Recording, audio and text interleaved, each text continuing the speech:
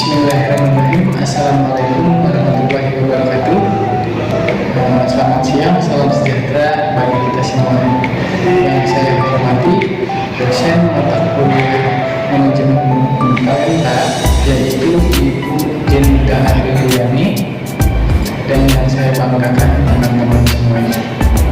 Perkenalkan, saya Dede Wahyudin, perwakilan dari kelompok 3 yang akan menjadi moderator pada presentasi hari ini.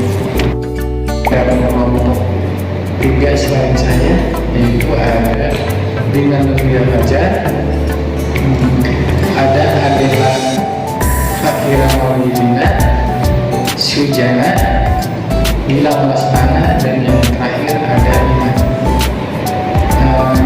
Materi yang kelompok 3 bahas yaitu pengembangan kompetensi sumber daya manusia dan tantangan.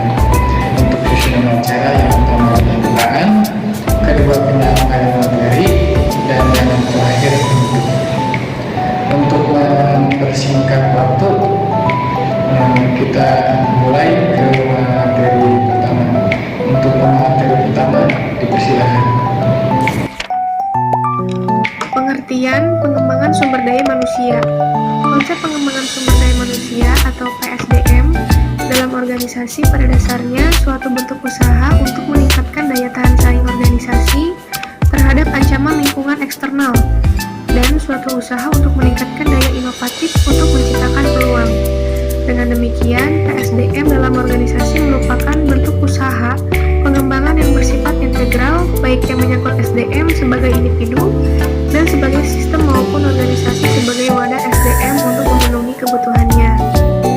NOE 2008 menyebutkan bahwa pengembangan sumber daya manusia adalah sebagai upaya manajemen yang terencana dan dilakukan secara berkesinambungan untuk meningkatkan kompetensi pekerja dan untuk kerja organisasi melalui program pelatihan, pendidikan, dan pengembangan.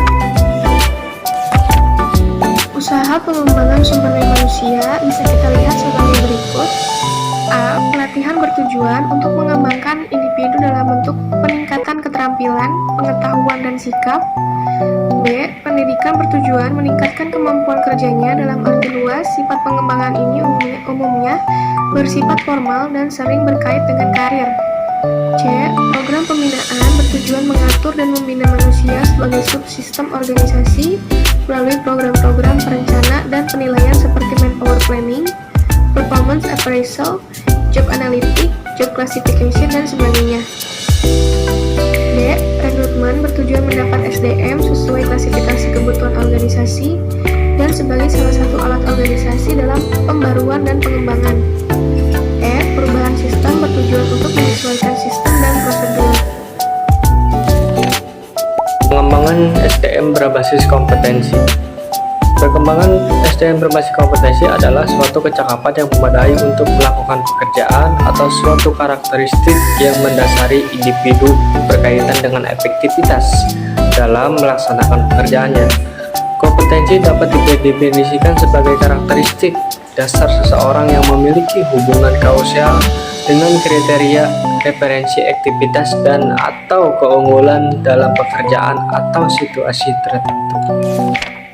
Di sini saya akan melanjutkan materi dari slide ke-6, yaitu 5 karakteristik kompetensi.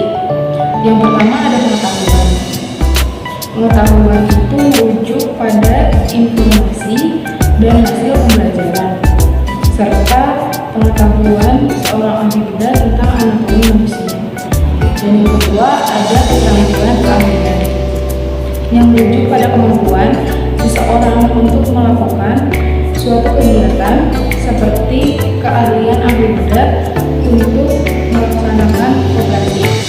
Yang ketiga ada konsep diri dan nilai-nilai konsep diri. Dan nilai-nilai tersebut merujuk pada sikap, nilai-nilai dan citra seseorang. Kemudian ada karakteristik pribadi. Karakteristik pribadi merujuk pada karakteristik fisik dan konsistensi tanggapan terhadap situasi atau informasi. Dan yang terakhir ada motif.